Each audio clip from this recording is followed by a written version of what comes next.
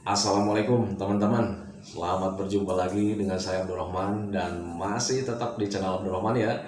Dan masih tetap juga mengupas tentang seputaran asam lambung, ansetis, psikosomatis. Nah, di season kali ini saya nyambung dari video yang kemarin ya. Saya akan mencoba menjawab beberapa pertanyaan-pertanyaan teman-teman yang ada di kolom komentar.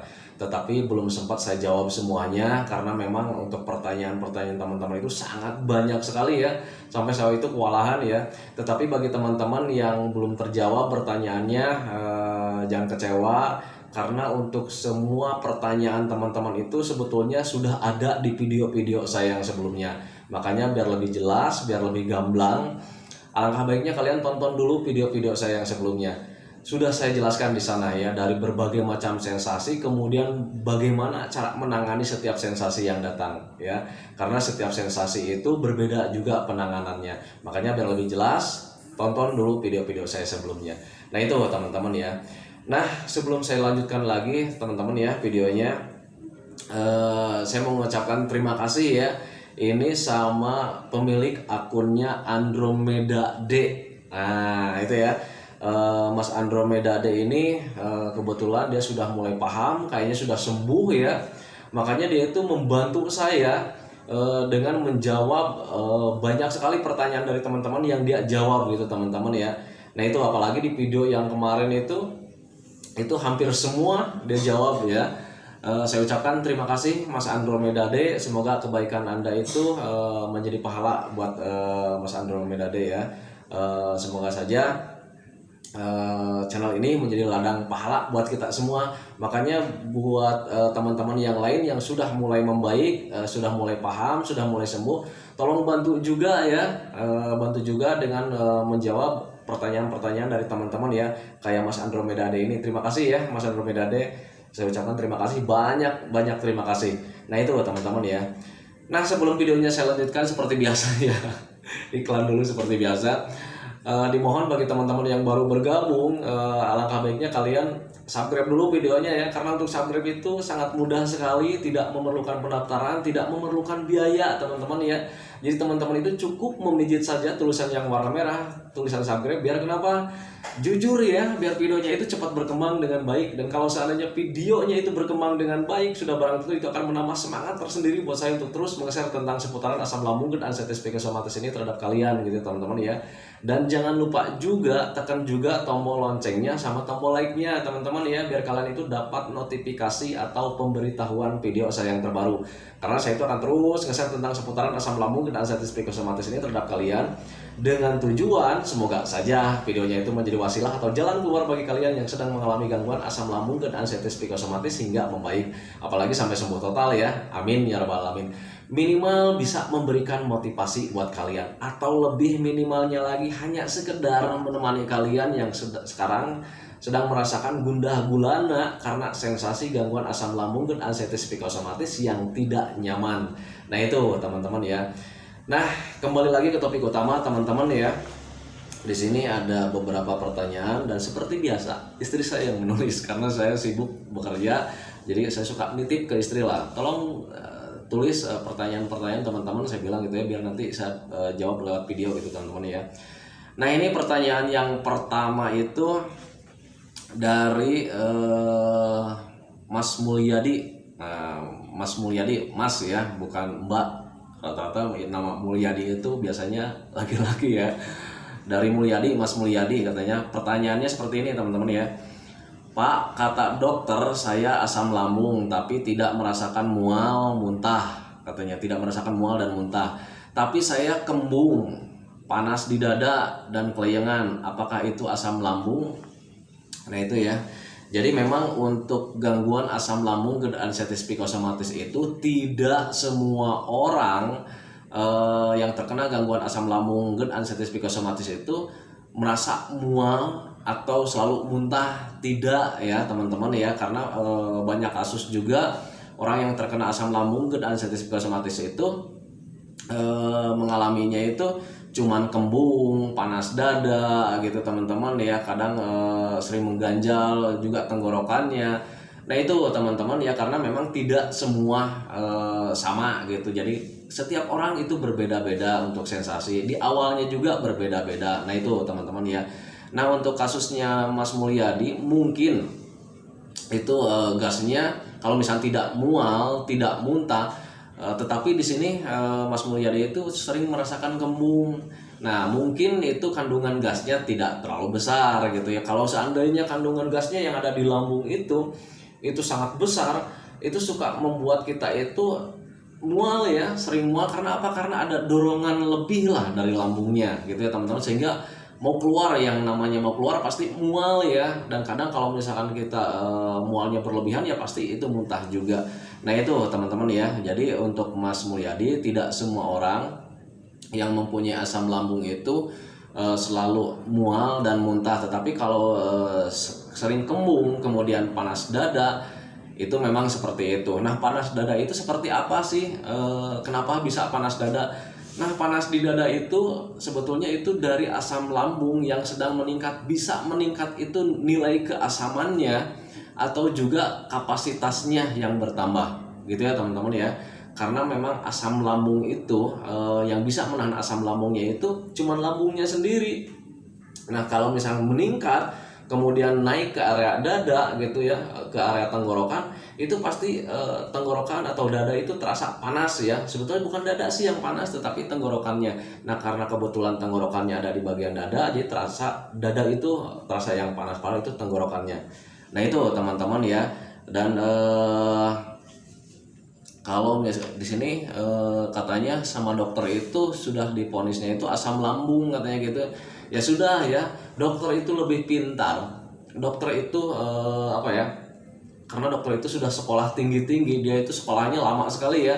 Makanya kalau misalkan teman-teman sudah tidak percaya sama dokter, mau percaya sama siapa lagi teman-teman ya? Karena dokter sudah menelitinya. Nah itu teman-teman ya, berbeda dengan saya. Kalau saya itu hanya pengalaman saja di sakitnya. Kalau dokter itu dia mengetahui pengetahuannya teman-teman ya. Nah itu, jadi kalau misalnya sudah dikatakan sama dokter asam lambung, ya sudah, jangan mencari penyakit yang lain. Karena di sini Mas Mulyadi itu bertanyanya itu seolah-olah Mas Mulyadi ini masih penasaran ya, masih penasaran apakah ini benar asam lambung gitu teman-teman ya. Nah saya katakan Mas Mulyadi itu memang asam lambung ya. Jadi memang asam lambung itu sensasinya untuk setiap orang itu berbeda. Kalau mungkin Mas Mulyadi tidak merasakan mual dan muntah, tetapi masih merasakan kembung kemudian panas di dada, yaitu memang asam lambung juga gitu teman-teman ya. Kembungnya masih ada, gasnya masih berlebih, tetapi tidak terlalu berlebih karena tidak menyebabkan mual dan muntah. Kemudian panas dadanya itu karena memang asam lambungnya sedang meningkat. Nah itu teman-teman ya. Nah kemudian pertanyaan yang kedua itu dari Iqbal Embuinga. Nah dari Iqbal Embuinga, Pak kalau ngerokok bisa nggak kalau sedang pemulihan? Oh ini kesenangan para laki-laki nih ya. Jawaban saya pasti akan menyenangkan para kaum laki-laki yang suka merokok gitu ya teman-teman ya. Nah untuk merokok sih sebetulnya merokok itu tidak menyebabkan asam lambung teman-teman ya. Rokok tidak menyebabkan asam lambung, tetapi bisa memicu asam lambung naik. Nah keterkaitannya seperti apa?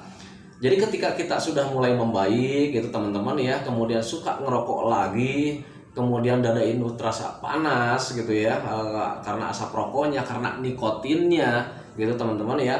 Akhirnya kita itu pikirannya itu suka kemana-mana gitu teman-teman ya, suka kemana-mana. Aduh ini sensasinya datang lagi. Nah kalau seandainya berpikirnya sudah keras lagi, itu asam lambung naik lagi teman-teman ya. Nah itu keterkaitannya. Makanya bagi teman-teman kalau misalkan di sini sedang ada pemulihan, boleh nggak ngerokok? Kalau kalian sudah bisa menangani atau bisa mengendalikan pikirannya, kalau seandainya kalian sudah bisa berpikir wajar, ya saya katakan boleh-boleh saja ya teman-teman ya. Karena waktu itu juga saya diambang 90% lah, dalam kesembuhan itu diambang 90%. Saya sudah merokok lagi, jujur ya, saya sudah merokok lagi. Kadang memang suka ada dada panas gitu teman-teman, tapi karena memang saya sudah mulai menyadari ke hal kesana, saya nggak cemaskan gitu teman-teman ya. Tetapi memang untuk rokok sebetulnya tidak boleh lah gitu, hindari saja dulu gitu ya teman-teman ya. Karena untuk rokok itu tidak menyehatkan teman-teman ya, tidak menyehatkan, tidak ada untungnya sih buat rokok. Saya pribadi menyesal, terus terang jujur ya, dulu ketika terkena gangguan asam lambung dan anestesi psikosomatis, saya hampir 1 tahun lebih ya saya itu berhenti merokok ya. Nah karena dulu itu memang tujuan ngerokok itu saya itu pengen mengembalikan lagi keadaan saya yang dulu, dari pemikiran, dari fisik, dari apapun itu pengen dikembalikan lagi ke semula. Akhirnya hal-hal yang tidak baik juga saya lakukan lagi itu teman-teman ya, tetapi akhirnya menyesalnya sekarang ya. Sekarang itu saya pengen berhenti lagi ngerokok, susah lagi karena udah nyandu lagi. Nah itu teman-teman ya. Makanya bagi teman-teman yang sekarang sudah berhenti merokok, alangkah baiknya berhentilah merokok ya. Contoh saya itu sekarang pengen berhenti merokok itu susah lagi. Nah itu teman-teman ya, karena memang rokok itu tidak baik untuk kesehatan, untuk apapun tidak baik. Untuk kesehatan ya terganggu, sudah jelas ya. Untuk keuangan juga pasti terganggu. Nah itu teman-teman ya, jaminlah kalau misalnya dihitung-hitung misalkan dari persentase keuangan itu rokok sangat besar sekali pengeluarannya ya, jujur ya, sangat besar sekali kalau dihitung-hitung. Saya aja rokok itu bisa menghabiskan satu hari itu 40.000 teman-teman ya untuk rokok. Rokok saya itu salah satu rokok yang harganya 20.000 lah gitu ya. Jadi kalau misalnya sehari 2 bungkus itu ya 40.000 ya. Sayang kan kalau misalnya, makanya pengen berhenti itu saya karena melihat ke sana, tetapi sulit lah sekarang ya gitu teman-teman. Makanya bagi teman-teman yang sudah berhenti, sayangi sekarang tubuh kalian, sayangi juga perekonomian kalian gitu teman-teman ya. Alangkah baiknya jangan dilanjutkan rokoknya. Nah itu teman-teman ya, jadi untuk rokok sebetulnya bolehlah kalau misalnya kalian seandainya sudah bisa mengendalikan pemikiran dengan berpikir yang wajar-wajar saja. Nah itu teman-teman ya. Kemudian pertanyaan selanjutnya dari Rahma Pajarwati. Nah ini teman-teman ya, Rahma Pajarwati. Pak, saya sering kambuh 3-4 hari, tapi nanti sehat lagi 3-4 hari lagi. Apakah itu dikatakan menuju kesembuhan? Ya benar, memang seperti itu ya. Jadi ketika mau sembuh itu memang kita itu sehat selang beberapa hari, tapi ada kambuh selang beberapa hari, nanti sehat lagi beberapa hari, nanti dalam beberapa hari lagi itu ada kambuh lagi. Nah seperti itu teman-teman ya.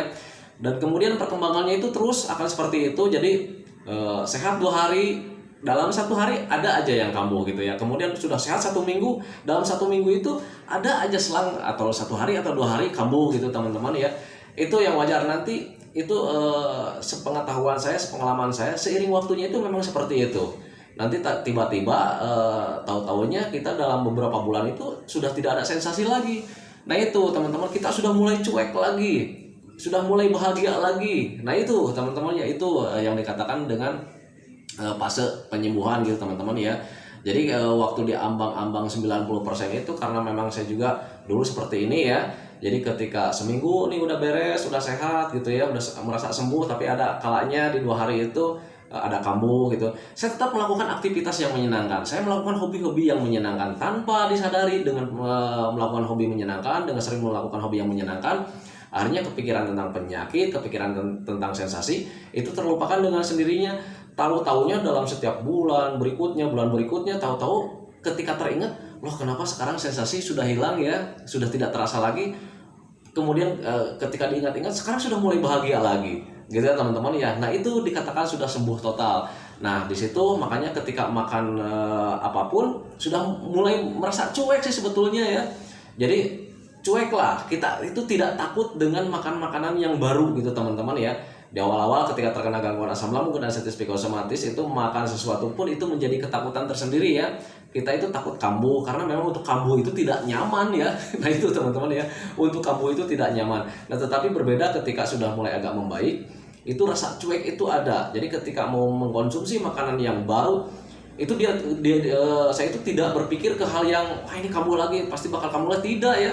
Yang penting saya sambil lewat, jujur ya dulu sambil lewat ke meja makan itu lihat makanan, padahal itu makanan yang saya hindari waktu itu ya. Saya ambil sambil jalan makan gitu. Kadang istri suka mengingatkan, makan itu katanya nanti kambuh lagi. Enggak, saya bilang gitu. Cuman itu ya, jadi rasa cueknya sudah mulai tumbuh lagi. Nah itu teman-teman ya, karena untuk rasa cuek itu memang sangat berperan sekali ya. Banyak berperan sekali ketika pemulihan gitu. Tapi rasa cuek itu tidak dijadikan ya. Itu rasa cueknya itu lahir dengan sendirinya, timbul dengan sendirinya. Nah itu teman-teman, itu pertanyaan dari Rahma Pajarwati gitu ya teman-teman ya. Dan kemudian pertanyaan dari Junardi Nardi. Pak, saya baru kali ini melakukan hobi saya lagi, tapi kenapa ya tidak sesenang dahulu? Itu seperti saya dulu ya. Ketika mulai paham, saya cari-cari informasi, saya pelajari tentang gangguan asam lambung dan anxiety psikosomatis. Oh, saya bilang itu untuk psikisnya itu saya itu harus melatihnya dengan hobi yang menyenangkan gitu teman-teman ya. Nah, memang ketika melakukan hobi-hobi yang menyenangkan di awal-awal itu padahal hobi itu kesenangan saya ya. Nah, ketika dilakukan hobi itu di awal-awal tidak ada rasa senang teman-teman ya, tidak ada rasa senang sama sekali. Wajar saja, kenapa ketika itu saya mulai menyadari bahwa ketika melakukan hobi menyenangkan pun ini pikirannya nih masih terus aja berpikir tentang penyakit, berpikir tentang sensasi, berpikir tentang keadaan kita. Nah, justru itu yang membuat kita tidak senang teman-teman. Jadi tujuannya melakukan hobi tetapi pikirannya masih kemana-mana dan akhirnya hati ini kecut sendiri ya, kecut sendiri. Aduh, ini gimana nih, ini gimana. Nah, itu ya yang membuat kalian itu melakukan hobi yang menyenangkan tetapi tidak dirasakan kesenangannya. Itu memang sepengetahuan saya memang begitu, tetapi paksakan saja lakukan hobi yang menyenangkan, toh lambat laun juga nanti kalian itu kesenangannya akan terpancing lagi gitu teman-teman ya, akan terpancing lagi, akan hadir lagi. Yang dulu yang pertama di awal-awal melakukan hobi menyenangkan itu tidak menyenangkan, akhirnya karena memang terus dilakukan hobinya, mencari kesenangan, lambat laun kesenangan itu hadir dengan sendirinya tanpa kita sadari. Taunya dari mana? Ketika besok harinya ada rasa keinginan untuk melakukannya lagi ya. Ada rasa keinginan untuk melakukannya lagi. Nah, di situ baru lahir itu kesenangan-kesenangan. Mulai di situ untuk pemikiran-pemikiran tentang penyakit, tentang sensasi itu mulai agak-agak hilang. Nah, itu teman-teman ya. Itu untuk jawaban Junardi. Makanya walaupun misalnya teman-teman sekarang melakukan hobi yang menyenangkan di awal-awal tidak merasa senang, nggak apa-apa, itu wajar saja. Karena apa? Karena ketika melakukan kesenangan itu pemikirannya masih berpikir tentang sensasi, berpikir tentang penyakit, berpikir tentang keadaan. Nah, itu teman-teman ya, lakukan saja, jangan khawatir, nanti lambat laun akan senang kembali. Nah, itu teman-teman ya. Nah, kemudian ini di sini tadi sudah memang saya baca ya pertanyaan-pertanyaan dari teman-teman ya. Di sini juga ada pertanyaan-pertanyaan masalah channel nih.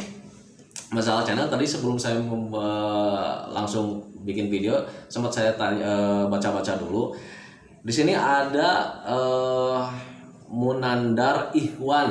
Nah, Munandar Ikhwan ini saya juga heran ini ya, padahal itu di YouTube itu ketika saya ngetik di kolom pencarian suka ada ya. Pertanyaannya seperti ini teman-teman ya. Ini Mas Munandar Ikhwan. Pak, saya mau bantu Bapak dengan subscribe channel Asian Village, tapi saya cari di kolom pencarian kok tidak ada, katanya gitu. Heran saya ya, padahal itu Asian Village itu ketika saya cari di kolom pencarian itu pasti langsung tampil ya. Nah, untuk Mas Munandar kayaknya ini videonya harus diedit nih. Nih channel Asian Village nih. Ini gambarnya ya. Jadi teman-teman kalau misalkan yang mau membantu saya dengan mengembangkan channel, ini channelnya Asian Village. Ini Asian Village murni pure channel saya.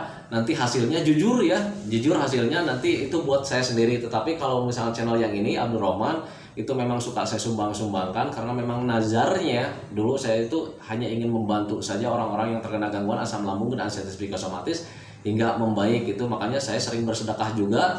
Itu sebetulnya bukan dari saya ya sedekah itu, tetapi dari teman-teman yang selalu menonton channel ini teman-teman ya. Makanya bagi teman-teman yang belum subscribe, tolong subscribe dulu channel Abdul Rahman ini, karena dengan kalian mensubscribe channel ini kalian itu ikut serta dalam bersedekah teman-teman ya. Karena saya selalu membagikan hasilnya itu ke orang-orang yang membutuhkan lah gitu teman-teman ya. Nah, itu kenapa saya selalu membagikan, selalu sering mengajak teman-teman itu bersedekah. Ingat ya, kita itu sedang terkena gangguan yang tidak nyaman. Ikhtiarnya kita sudah lakukan teman-teman ya, cara menanganinya sudah kita lakukan, kita sudah sabar juga menjalaninya, penuh tekad juga. Tetapi kita juga harus harus mencari ridhonya Allah gitu ya teman-teman ya, biar doa kita juga untuk penyembuhan itu, untuk pemulihannya itu dikabulkan ya teman-teman ya. Makanya saya selalu mengajak ke teman-teman itu, lakukan kebaikan terhadap orang lain, lakukan kebaikan terhadap orang lain.